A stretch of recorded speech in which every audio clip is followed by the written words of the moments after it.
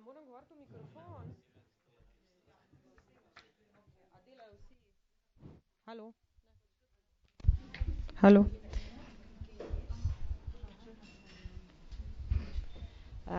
Hello and good evening, everyone. Really, really warm welcome, because we actually never had such big Palestinian group on any of the events so far. So we're very happy that you came to Slovenia. We really hope you're enjoying your stay. I know you'll be leaving very soon, so wish you a safe trip back. Anyway, we are a small group from Slovenia, Solidarity Movement for Palestine, and we started with this movement 8 years ago now. And we do different activities to an extent that we can. And one of the things we do every year is this Cultural Embassy of Palestine, which every year is dedicated to a different topic. And topic of this year is youth. And since many of young people are here, we really welcome you to also participate in the discussion. We did invite guests, which Kristina Božič, who will be leading the discussion, will introduce. But we will quickly open to everyone, so you're very welcome to come with your inputs, comments, reflections, questions, whatever. Cultural Embassy of Palestine has different events, and it takes place this week. Yesterday we had an exhibition, so tomorrow, if you have time, you can go see. Anna and Victoria, they know where it is. For those who are from Ljubljana, it's in Galeria Janez Bolka. So welcome to go see the exhibition. And then we also going to have 2 movie presentations tomorrow in Slovenska Kinoteka, and on Thursday again here at 6 o'clock. One thing, you are also very welcome today after the discussion. It's this special self-portrait studio that was developed by photographer Bojan Brecelj, who will come later. It's also a method that he used, that we used for the exhibition about Palestinian youth, which is in this gallery I just mentioned. But we would really like you to try it out. It's actually fun. You take your own picture, you look yourself in the mirror, and you answer 2 very brief questions. So please do come and join. We'll show you how it works. So this is it for now. I will now give the floor to Kristina and also to introduce our guests. Thank you. Thank you. Okay. Thank you, Barbara. And we're welcome also from me.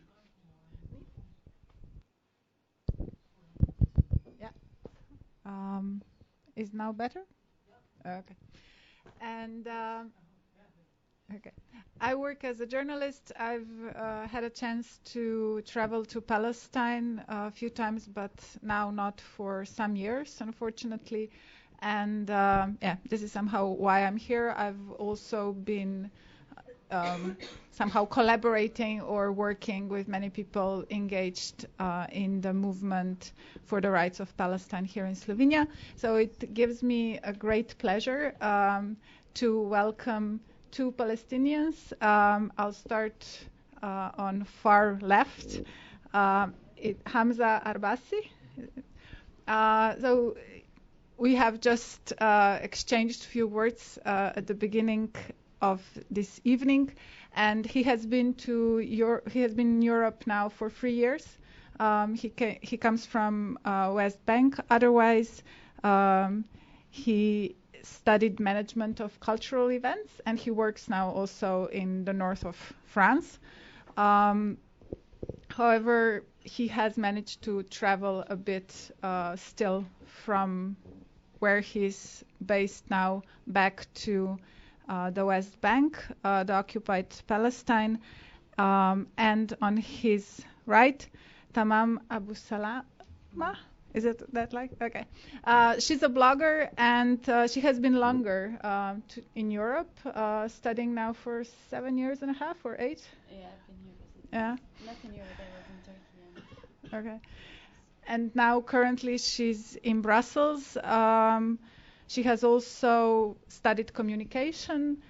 She's from Gaza. Her family is still in Gaza.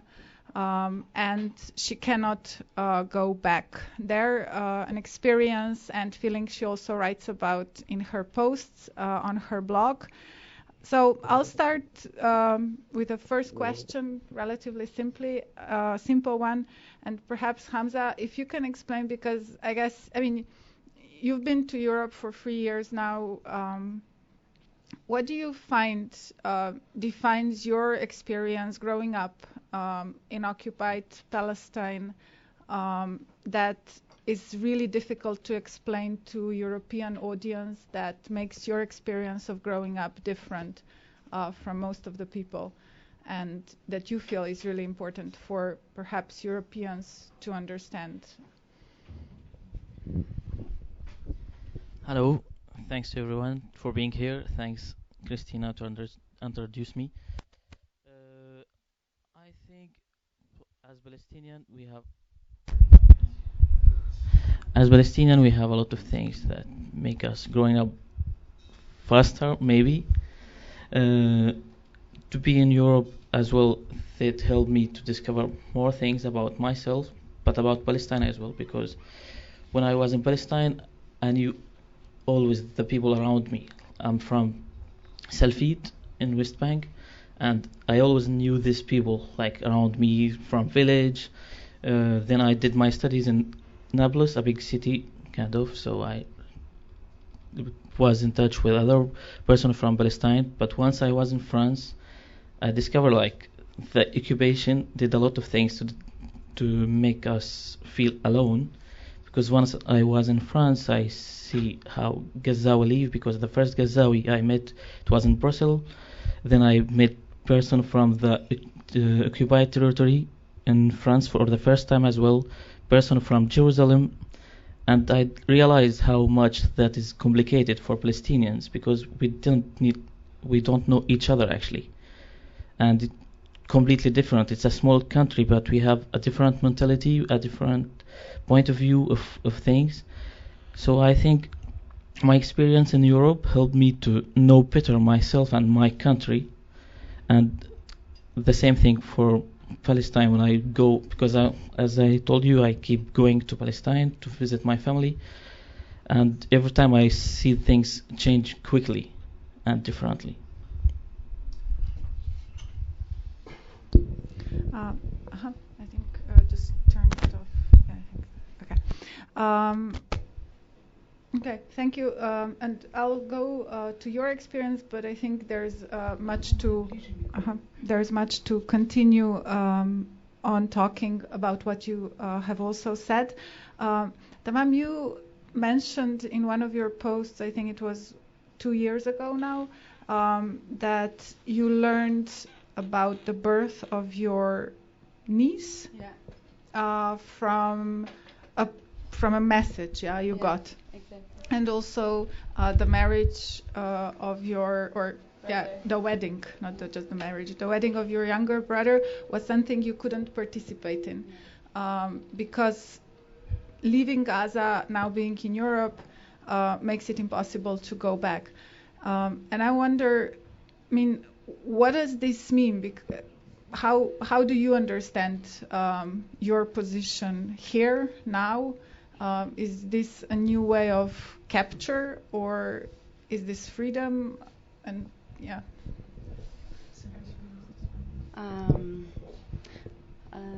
First of all, thank you everyone for coming. It's a pleasure to be in here. Wow, very hard question, because we're fighting different ways of colonialism, I would say, in different places.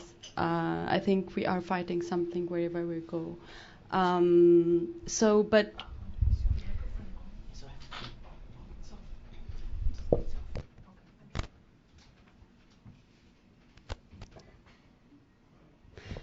But I think what is hard, the hardest part of being oppressed is when you are being oppressed in your own land, and you're not only oppressed by an outsider, by the Israel occupation, but also oppressed by your own society, your own religion, your own traditions, especially talking as a woman, and your own, of course, authoritarian regime in the Gaza Strip and also in the West Bank. So it's painfully sad that we have to leave our homeland. Because it's not something that anyone would like to choose or to be obliged to take such a decision. But I also believe that being in Europe also connects us in a different way with the people in around the world, but also with the Palestinians living in diaspora. And it's I wouldn't mention even being a freedom in Europe, because it's not really freedom. We're as I said, we are oppressed and marginalized in a different way, in a different context in Europe. So, but it's just a way to probably to escape a little bit, and also it's a way to build the future, because I mean, personally, and as a woman, as a refugee, as a Gazan in Palestine, I will never have the chance to be myself, first of all, and to build a future that I have been always chasing or dreaming of. So that's being in Europe is the only way to find myself, but also to fight different ways and different forms of oppression, and also to connect with people that I find that I belong to, and to causes that I belong to. So yeah, that's. And I'll just continue then with this. Because what you said sounds really complicated, and I'm wondering, I mean, who do you feel you do belong to?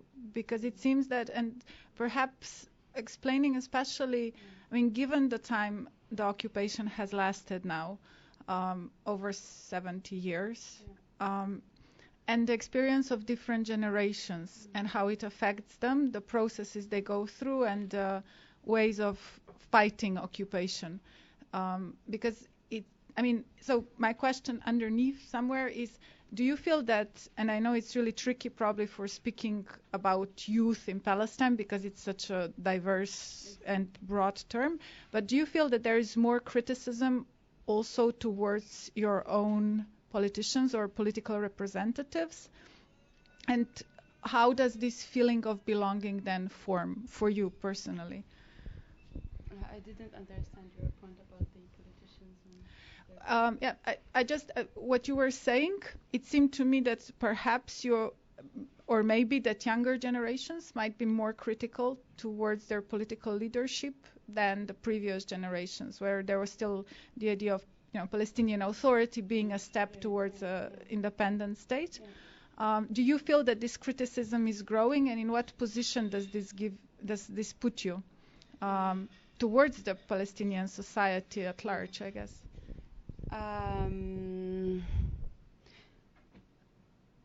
I would say that is one of the biggest obstacles that Palestinian youth are facing, in this phase, is that we are fragmented, and that we don't have leadership representation that we can look at.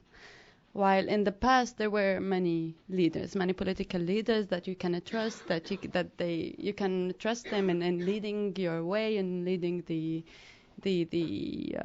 nation as a whole. But now we don't have anyone that can represent us, and we lost, unfortunately and painfully, we lost this trust among each other. And that's the main obstacle. That's the main rock standing on the way of just going on a different way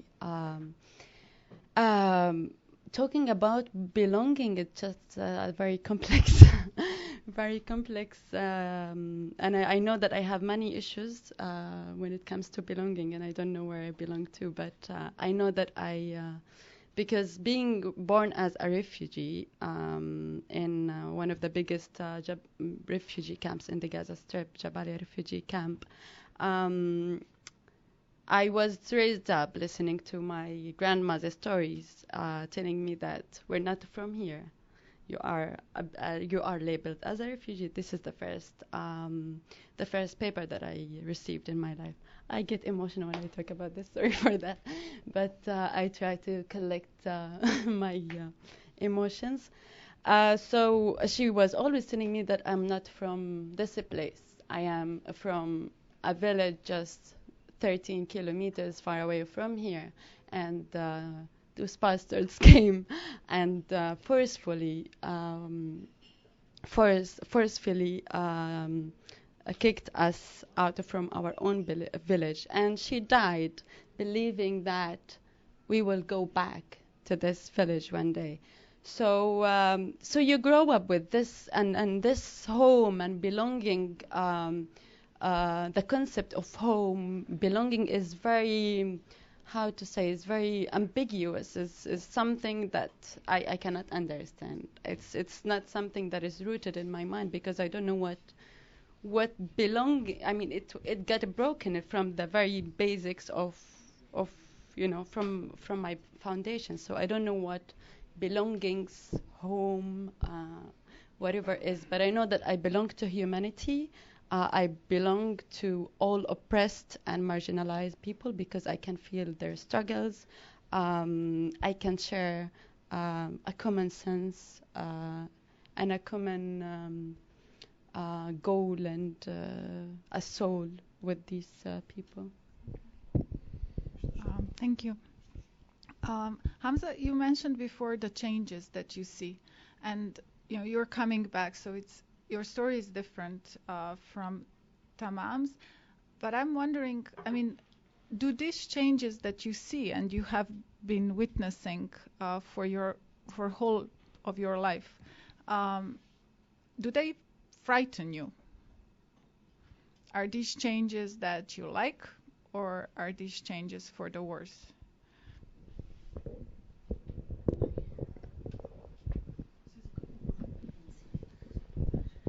Actually, I'm not sure about my feelings regarding these changes.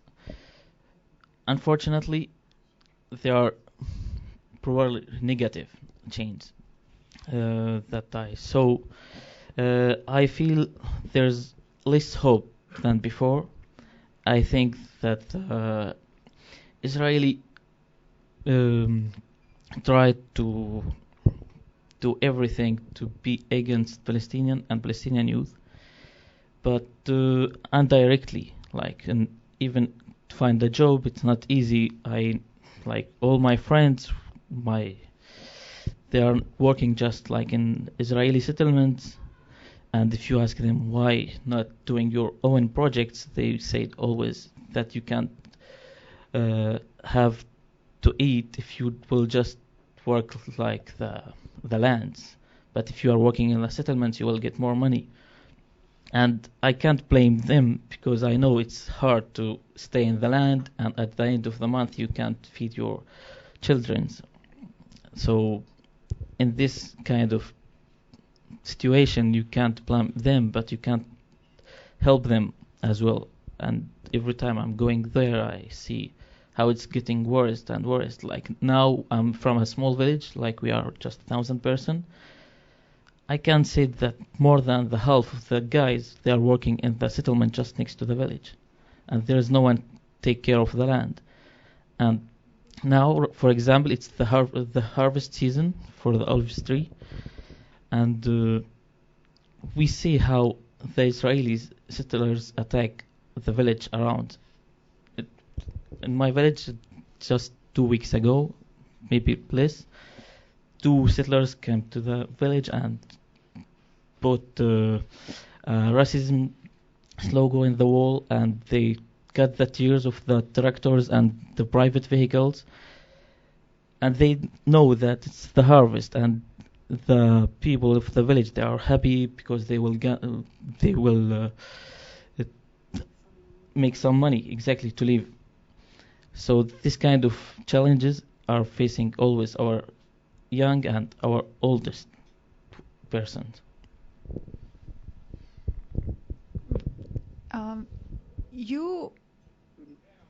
You work as a manager of cultural events, and I think culture is one part of resistance. I think, at least for me, Jenin and the cinema culture there and all the projects, they are part of the resistance, and they gave an important voice as well. And I'm wondering, how do you understand this? And, is culture part of the resistance? Do you put this in your work, or does this come separately? You mentioned you organize events just to, spread the word or, tell people about the experience of Palestinians. How does this fit your life? Actually, talking about the cultural events in Palestine, it's a little bit dated. It's just in the big cities you can't find this kind of events. Person from village, they don't really know this kind of things. Like talking about cinema, the most of the Palestinian cinemas that I watch in my life, it was when I was in Europe, not in Palestine, because it's not that strong in Palestine.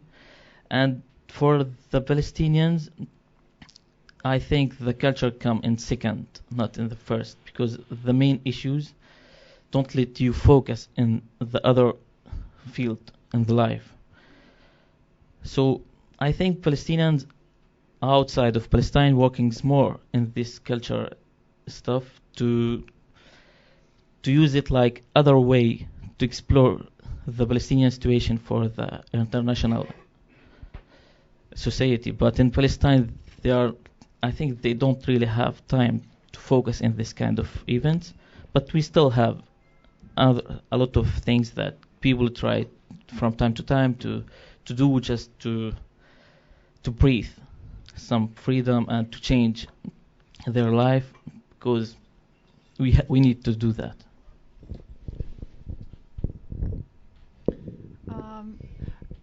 I found another quote by your grandma on your blog, and that one was that the Nakba is not only an event that happened and finished in the past, it's present and ongoing today. And this was written, I think, also in the context of the protests at the border that have now been going on, or had been going on, to mark the anniversary, but then also, and were met by deadly violence from the Israeli side. And I'm wondering, do you see or how do you see the change in going against occupation in the generation of your grandma, in the generation of your parents, where you also posted a photo of your parents going to one of these marches, and your generation? Does protest go online, or does that have its limits? How do you understand resistance somehow in your life? I think each generation has different tools of resistance. I always say that I wish I survived the 70s and the 80s because my dad was in that phase, and I always listen to his stories. Very interesting and very brave, and gives lots of hope. But still, I think, my grandma was for instance, her way of resisting was just fighting, like face-to-face confrontational resistance with the Israeli forces preventing her from going to the camp or visiting my uncles and my dad in the Israeli prisons. dad was my dad is an Israeli an ex-political prisoners who spent 18 years in the Israeli prisons for his political activism, and ourselves, the young generation, is surviving. Actually, we are going through very difficult and very much more difficult political situation than the past generation in terms of the internal conflicts that we have and the different Israeli policies and very, very smart as well political policies that are imposed on us. So I believe that each one of us resist in a different way, and with each tool that is available for him. And also our existence is a resistance. So as long as you exist as a Palestinian and you walk on the street and you say that I am Palestinian, that's enough. And everyone has a different energy. Everyone has a different concept of what resistance is, and so yeah, as I said, existence is resistance, and that's enough. And for you? I think it's the same image that Tamam just said. I'm asking my dad a lot of things about the period of the first and second Intifada, and he didn't answer me at all. And I think that they wouldn't for us or their children to leave what they passed through during the second Intifada. And he told me that we had tried what we have to do at that time. And my dad was in prison for 4 years, and all my uncles was prisoners as well for their activities. And he's telling me all the time, just keep working and improve yourself, and you just talk up around you what's going on there, and this is a form of resistance. I remember, so it was I guess 7 years ago, and so it was after one of the wars against Gaza, and already at that time United Nations were saying that the water situation is really bad, that the level of toxic substances in the water affect also the development of children's brain, and for years at that moment in time, people had been saying that Gaza is an open-air prison, and yet when you were in Gaza, you then heard people, especially at the UN, explaining how important it is to continue education about human rights, about international law, justice, peaceful resistance. And I'm wondering, how do you balance that? How do you understand that? Because obviously there are crimes being committed that inflict perhaps forever damages on people who have just been born. And people are talking about human rights and international law and rule of law that is not being followed, that doesn't exist in the occupied Palestine. So for you personally, how did you cope with this? Because for me, just coming from the outside with many privileges, it at certain moments it seemed absurd. But I don't know if that's just also privilege talking. Personally speaking, I really don't give any shit about what the United Nations and all these international human rights talk about. I don't believe in it. I am I am a 25-year-old and I took as a 60-year-old person, but I am a 25-year-old woman, and I have been hearing this since I came to this life, and I have never seen anything implicated on the ground, and I mean, Israel is an occupying power with all these strategies and technologies, and one of the strongest armies in the world, and it's still like nobody can stop what Israel is doing. So this, I mean, it's for me all this drama coming from the humanitarian thing is also a way to depoliticize the context and turn it into a more humanitarian issue to make money out of it, and where we don't care about it's very obvious that it's an occupation. There is an occupier and occupied.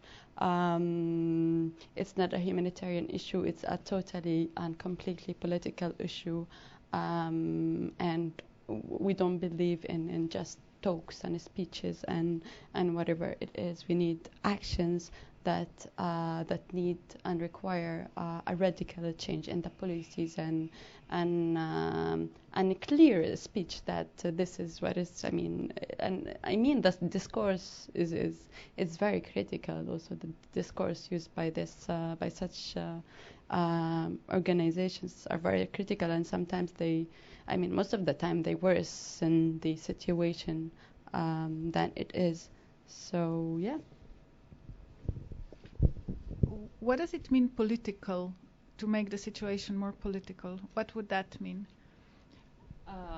It's not to make the situation more political, because it is political. It's just to put it in its own context, that there is occupation going on. It's not a humanitarian topic. It's not about water. It's not about the humans. It's not about electricity and all of this. There is a land. There is settlers. There is settler colonialism that has been going for so long. There is an occupying power that has been using the most brutal strategies and ways to kill people, to arrest people, to do the best of the ugliest crimes ever. So I don't want. It's not about this. Very. I don't like also the very victimizing language. We're also human beings, and we Palestinians don't want also to be used as an object for this political game, and we just need our lands, we just need our rights, and we need the end of occupation. It's as clear as that. Yes, but how to achieve that in a way? And I'll give you, maybe if you would like to comment anything, and especially, I don't know if this is important for you, but do you see the role of EU? Because European Union, very much likes to present the projects of replanting the olive trees, for example, and then the settlers come and cut them down, and European Union again, offers the money to plant the olive trees, and it happens again and again and again, and this used as a metaphor. So, when it comes to politics and for you to, where and human rights, does this mean anything? Is this a form of resistance for you, or?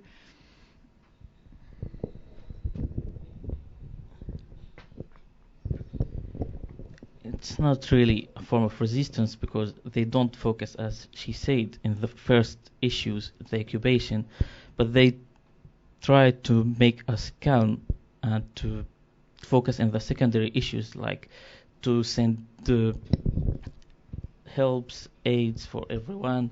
But if they focus on the main issues and try to find a solution, they don't need to send money anymore. I know that France, for example, was financed a lot of schools in Palestine, and these schools was destroyed by the Israeli, and then they send money again to reconstruct these schools. But it's not the solution, because they will do it again and again. But if they focus just in the main issue, as she said, there's occupied and occupier that will finish this game, and we don't need to do it all the time. Okay. Any questions from the audience?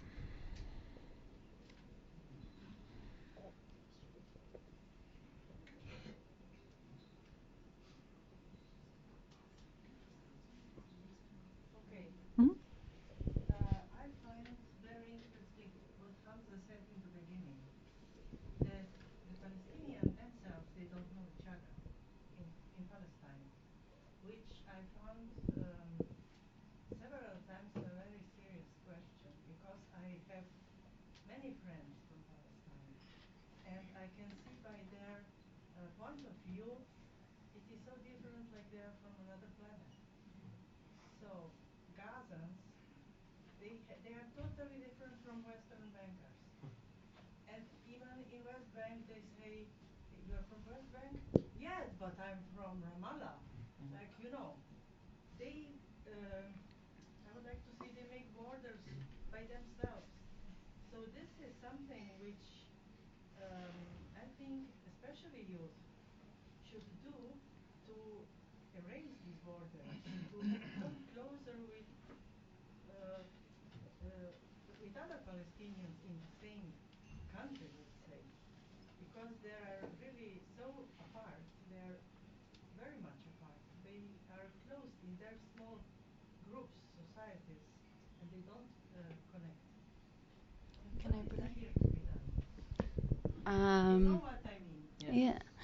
Thank you. But I would tell you, you just said something that we are building these, creating these barriers. This statement is totally wrong, because there are. I mean, the situation. Yeah, exactly. That's the situation. I mean, there are checkpoints, there are borders, and there are many barriers between us. There is an apartheid wall. There's this forced separation. Built by and constructed and strategically and systematically by the Israeli occupation, and I don't think that. I mean, there is definitely difference, because even in Ljubljana or Slovenia, there are different people. There are definitely different environment, different ways of upbringing, different classes as well. Everything is different, and we are such a diverse nation as well. But I don't believe that we are far away and disconnected from each other. I made most of my best friends actually through social media. Luckily, that's from the West Bank, from Jerusalem, and I just met a friend of mine who came to visit me after 8 years of knowing each other on Twitter, from Jerusalem to Brussels. And we still have this hope, and we have our little communities that and our ways of connecting to each other. Probably I have never seen him, and I don't know where he comes from, but there is a cause, and this cause, and there is a common sense that is connecting us, and I don't think that we have this barriers. And I mean, talking about myself, I don't think that there is. We have so much more to share than to be divided, and we are constantly working on this, because it's not easy also to stay connected to each other with all this policies and what is happening on the ground. So it's a constant work by the Palestinian youth, and also Palestinians in general, and also constant stronger determination to keep it up and to keep it strong as it is. As Tamam said, we have more to share than other things, but it's really a small country, but because of checkpoints and because of the idea that we have to run always to stay just alive. So we don't really focus on other things and to know each other. For example, we say Palestine is the land of olive tree, but I have friends who were on the harvest for the first time when I was in the university, so I invite them to come to my village to help me. But they are Palestinian, but they don't know anything about olive trees. So I think it's normal because they have their own life, and they don't have time to stay in touch with others. But because we are in Europe and there's a lot of things about Palestine, we try from time to time to keep in touch and to see each other at these kind of events. When I was in the university in France for my first year, I had met 2 girls from Jerusalem, and I learned a lot of things about Jerusalem. I didn't know anything about their situation with passports, and that didn't have neither Israeli passport or Palestinian passport. They have Jordanian one, and I learned a lot of things. So maybe we have to make a lot of efforts to know each other, and it will work. But we have more to share than what will divide us.